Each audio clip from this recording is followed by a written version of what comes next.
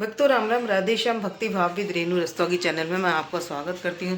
तो जिनका आज जन्मदिन है उन सभी को हार्दिक शुभकामनाएं, और जिनकी मैरिज एनिवर्सरी है उन सभी को भी हार्दिक शुभकामनाएं। तो आशा करती हूँ कि आप सब कुशल मंगल होंगे। तो आप सभी को कार्तिक मास की शुभकामनाएं। तो कार्तिक मास का क्या नियम है, कार्तिक मास में दीपदान कहाँ करना चाहिए, कार्तिक मास का आप कार्तिक मास में क्या क्या कर सकते हैं, उसी पर आज की वीडियो रहने वाली है। तो कार्तिक मास में किसका पूजन किया जाता है, और कार्तिक मास में क्या कौन सा महीना, मतलब कार्तिक मास सबसे श्रेष्ठ क्यों है, तो आज की वीडियो इसी पर रहने वाली है। तो चलते हैं, शुरू करते हैं। तो सबसे पहले आप कर लीजिए तुलसी माता की पूजा। तो आज ही आपको क्या करना है, जिस भी गमले में तुलसी माता है तो उसमें छटाई भी आज ही कर लेनी है। जैसे कि ये इसमें काले काले देखते पत्ते आ जाते हैं, तो वो भी आज ही साफ करने हैं। देखिए जैसे कि ये काला पत्ता है, ये देखिए, ये वाले पत्ते जो हैं इसकी छटनी करनी है, या आपको तुलसाजी लगानी है। आप लगी लगाई तो तुलसाजी कार्तिक मास में ले सकते हैं, लेकिन अगर आपको लगानी है या तो क्या करेंगे, आज ही करनी है। पूरे कार्तिक मास में तुलसा महारानी को छेड़ना बिल्कुल नहीं है, मिट्टी भी खरीदनी नहीं है। तो सबसे पहला नियम आता है हमारा स्नान का। तो हम सबसे पहले उठकर अपने मतलब स्नान करेंगे। तो एक दिन पहले क्या करेंगे, इसकी तुलसा जी की मट्टी ले लेंगे, या आपने गमले में तुलसा जी छोटे में लगाई हैं तो मेरी इसमें अलग अलग गमलों में रहती हैं, तो ये मिट्टी आप एक कटोरी में करके रख लें। तुलसी जी की मिट्टी हो या आंवले का वृक्ष, आंवले का वृक्ष, तो तुलसी जी का पूजन और आंवले के वृक्ष का पूजन, यानी कि विष्णु भगवान और तुलसी माता हो गई लक्ष्मी माता, तो इन दोनों पौधों की भी पूजा विशेष होती है। तो कार्तिक मास में सभी की पूजा होती है, यहाँ तक कि दामाद की पूजा, सभी देवी देवताओं की पूजाओं में विधान भगवान विष्णु का है। तुलसा जी के गमले में तुलसी जी लगानी है आपको, छोटे गमले में, तो वो भी आज ही लगानी है, क्योंकि पूरे महीने इनको छेड़ना नहीं है। क्योंकि कार्तिक मास में तुलसी माता की पूजा विशेष पूजा होती है, इसलिए इनकी मिट्टी को भी खरीदते नहीं है। ये मैंने छोटा सा तुलसी माता का पौधा भी तैयार कर लिया है। तो ये सब काम आपको आज ही करना है। आपको जिस समय भी शाम के 5 बजे से पहले पहले आप ये काम कर सकते हैं। तो आपको तुलसी, आपके छोटे लड्डू गोपाल जी हैं, तो मैं आपको बता देती हूँ कैसे। भी छोटा गमला है तो हम छोटे लड्डू गोपाल जी को तुलसा जी के पास इस तरीके से पधार देंगे। और अब मैं लगा दूँगी इनका मुकुट। जैसे मैंने छोटे लड्डू गोपाल जी को यहाँ पधार लिया है तुलसा जी के पास, तो आप आगे भी बिठा सकते हैं, और या तुलसा जी के साथ साथ इस तरीके भी पधार सकते हैं। और इसमें तुलसा जी की मंजरी भी है, और तुलसा जी की मंजरी ही विष्णु भगवान को अर्पित करनी है। पहना लेंगे हम तुलसा जी को वस्त्र, ये पीले रंग का वस्त्र पहना लेंगे अपनी तुलसा माता को। तो हमने तुलसी माता को वस्त्र पहना लिए हैं, और यहाँ हमने अपने लड्डू गोपाल जी को पधार लिया है। तो भक्तों ये बात आती है कि हम सुबह तुलसी माता को इस तरीके से, तुलसी माता की चुंदरी, अब भक्तों ये तो आपने पिछले साल भी देखी होंगी, तो हमारी तुलसा मैया बहुत ऊंचाई तक पहुंच गई हैं। तो अच्छी बात है, क्योंकि इनका घना होना, अच्छा होना वृद्धि को प्राप्त कराता है। तो ये लक्ष्मी का रूप है और विष्णु भगवान का रूप है आंवला। तो तुलसी और आंवले की पूजा विशेष की जाती है कार्तिक में। अच्छा, ये जैसे छोटा पौधा है, तो ये तैयारी आपने एक दिन पहले ही कर लेनी है। आपने जहाँ भी बालकोनी में रखा है तो उनको तुलसी माता को वस्त्र पहनाने हैं और उनको चुंदरी ओढ़ा लेनी है। और ये अब हमारी छोटी तुलसी माता है, तो मैं क्या करूँगी, इनको वस्त्र भी यही पहना लूँगी और चुंदरी भी इसी तरीके से मैं उड़ा लूँगी। ध्यान रखें कि कोई पत्ता ना भींचे, और इनको मतलब जैसे हमें सांस लेने की ज़रूरत होती है, ऐसे इन्हें भी हवा की ज़रूरत होती है। तो ये इस तरीके से आप लुक ले सकते हैं। और देखिए पूरा खुला हुआ है ये गमला भी, तो इसमें कोई आपको दिक्कत नहीं होगी। अच्छा, फेरी लगाने के लिए तुलसा जी का दर्शन, तुलसा जी का सिंचन, तुलसा जी की पूजा, तुलसा जी की आरती, तुलसा जी की वंदना, ये सब क्या है, सब पापों से दूर करने वाली है। तो कार्तिक मास में सबसे बड़ा मास जो है, जैसे सब नदियों में गंगा नदी बड़ी होती है, ऐसे ही सब दिनों में और सब महीनों में कार्तिक मास सबसे बड़ा होता है। इसलिए कार्तिक मास की विशेष महत्ता होती है और इसमें की गई तुलसा जी की पूजा अनंत गुना फल देने वाली होती है। आती है कि हम तुलसा जी का पूजन कब करें। तो हम सबसे पहले आज एक दिन पहले हमने ये तैयारी कर ली, सब तैयारी करके रखेंगे और माता को विराजमान करने के बाद रोली से तिलक लगाने के बाद उन्हें इस तरीके से पधार कर सबसे पहले हमने करनी है क्या, जहाँ भी तुलसा जी हैं उनके पास साफ सफाई रखनी है।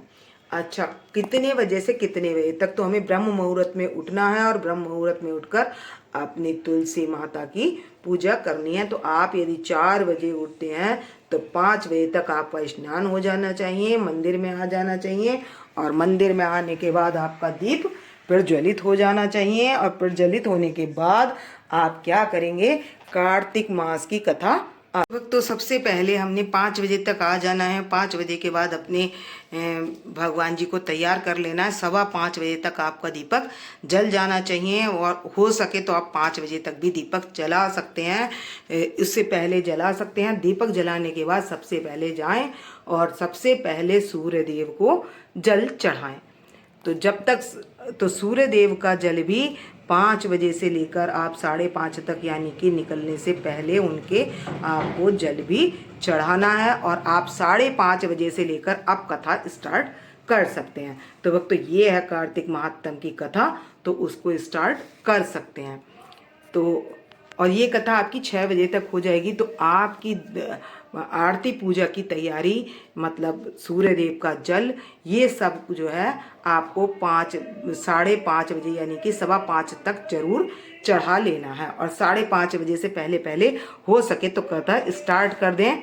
ये बुक जो है आपको कार्तिक महात्म की जो पूजा वाले की दुकान होती है, तो रोहतास नगर में तो पूजा वाले की दुकान पर सारी किताबें मिल जाती हैं और बुक स्टॉल पे भी ये पूजा की किताबें मिल जाती हैं। तो आप वहाँ से इसको परचेज कर सकते हैं और आप अपने घर में ही सरल विधि से कैसे पूजन कर सकते हैं। तो सबसे पहले तो मैंने ये बता दिया कि पूजन का समय जो है आपको करना का क्या है, ब्रह्म मुहूर्त का समय लेना है, उसी में आपको पूजा करनी है।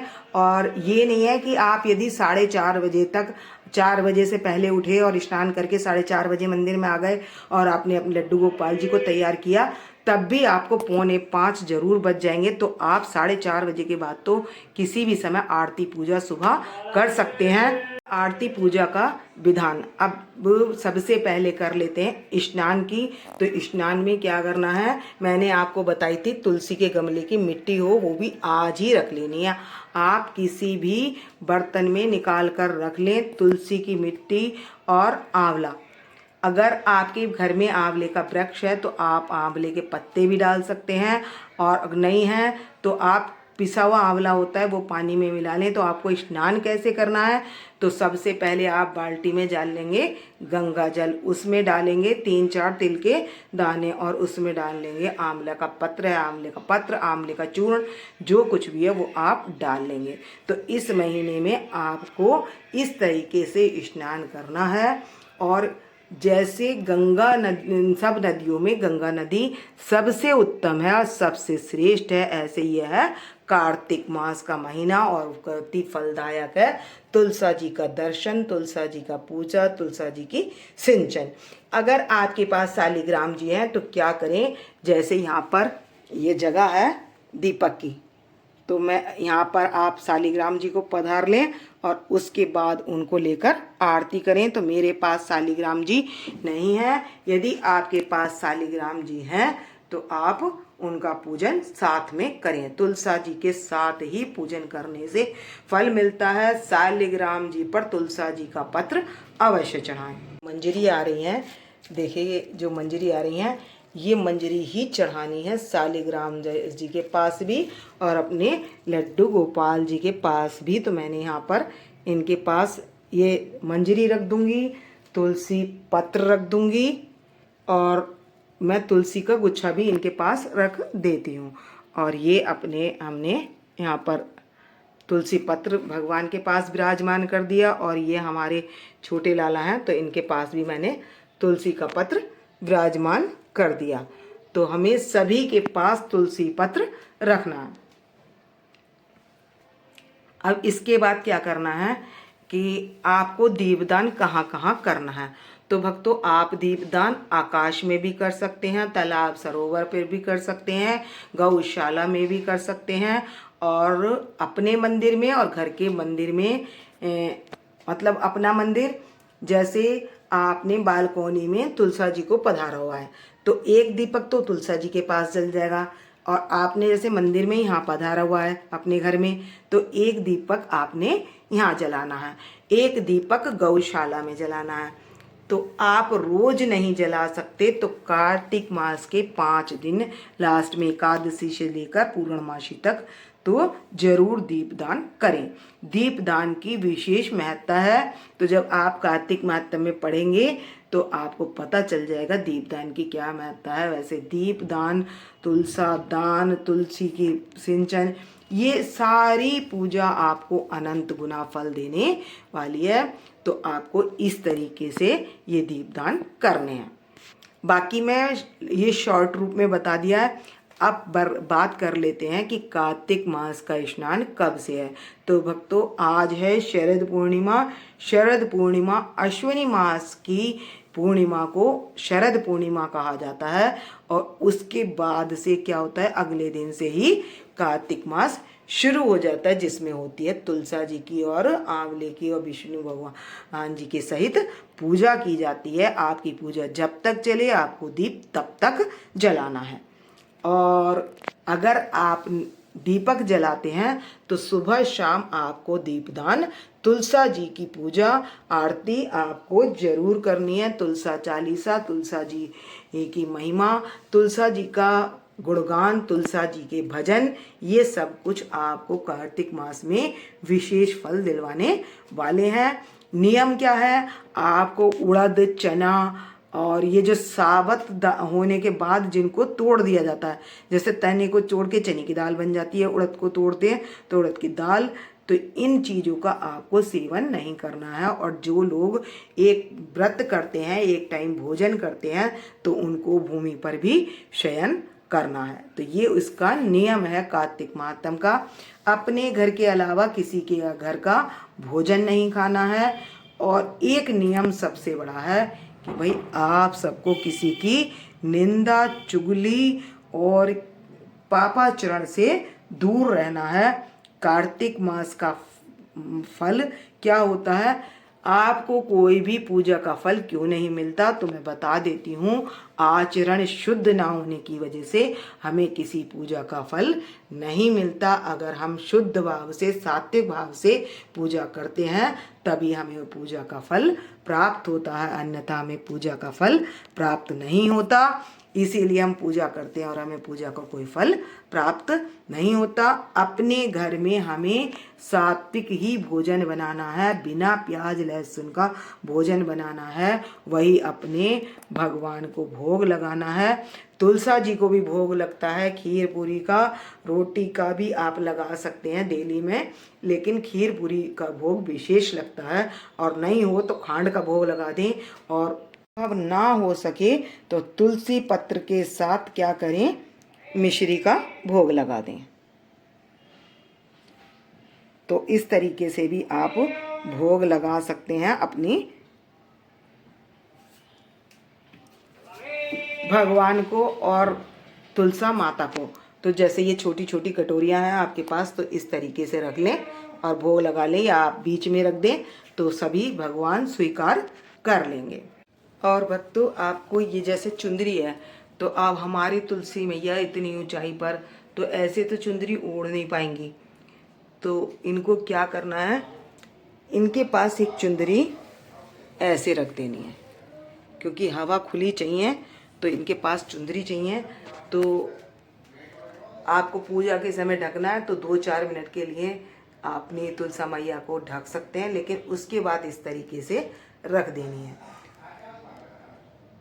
जी के साथ विष्णु भगवान जी को पीली माला पहना लें। तो मैंने दोनों तरफ इनको माला पहना दी है, तुलसा जी के पास भी अर्पित कर दी है, और ये हमारे छोटे लज्जू गोपाल जी हैं तो यहाँ भी मैं पीले पुष्प अर्पित कर दूंगी, और तुलसा माता के पास भी पुष्प अर्पित कर देंगे। तो सभी के पास पुष्प अर्पित कर देंगे। उसके बाद हम क्या करेंगे, कथा करेंगे। तो जो भी हमने कथा करनी है वो इसके बाद करेंगे। तो भक्तों इस प्रक्रिया में भी टाइम लग जाता है, और अपनी हम बुक पर पूजन करेंगे तो यहाँ पर भी विष्णु भगवान के चरणों में पुष्प अर्पित कर देंगे। और इसमें महात्म है, तो मैं आपको बता देती हूँ। इसमें महात्म पहले ही पेज पर लिखा होता है। ये रहा कार्तिक महात्म, और इसके आगे महात्म शुरू हो जाता है। यह है पहला अध्याय। तो इसी को आप रोज एक एक अध्याय कर सकते हैं। इसमें 30 या 31 अध्याय होंगे, तो वो आप रोज पूजा कर सकते हैं। तो सरल विधि क्या है कार्तिक मास में पूजा करने की, वो मैंने आपको बता दी है। सभी भगवान को इसी तरीके से तैयार रखना है, जैसे ये इस तरीके से मैंने तैयार किया हुआ है। चाहे आप श्रृंगार बाद में कर सकते हैं, हो सके तो पहले कर लें, थोड़ा जल्दी उठकर श्रृंगार कर लें तो ज़्यादा अच्छा है। और अपना मंदिर वगैरह जो घर का मंदिर है वो इस तरीके से सजा लें। ये सारी सजावट की तैयारी सारी आज की है, और सुबह उठकर भी हमें सजावट करनी होती है। कौन सी, जो घर जिससे घर में शुद्धता आती है, तो उसमें भी हमें टाइम लगता है। तो आप अपने लड्डू गोपाल जी के कपड़े भी पहले ही निकाल कर रख दें। तो ये सारे नियम हैं। बाकी मैं आपको लड्डू गोपाल जी की सेवा कैसे करनी है वो मैं आपको बाद में बताऊंगी। सबसे पहले तुलसा जी का नियम है, और कार्तिक मास में कैसे किया जाता है, सरल विधि से कार्तिक मास में हम पूजन कैसे करें। तो यही थी आज की वीडियो। तो मिलते हैं नेक्स्ट वीडियो में। आपको यदि मेरी वीडियो अच्छी लगे तो लाइक, सब्सक्राइब और शेयर कर देना। शेयर ज़्यादा से ज़्यादा कर देना, जो आप अपने मित्रों को और अपने रिलेटिव्स को जिनको ये जानकारी ना हो उनको भी ये जानकारी प्राप्त हो सके और पूजा सुगमता से कर सकें। भक्तों राम राम, राधे श्याम।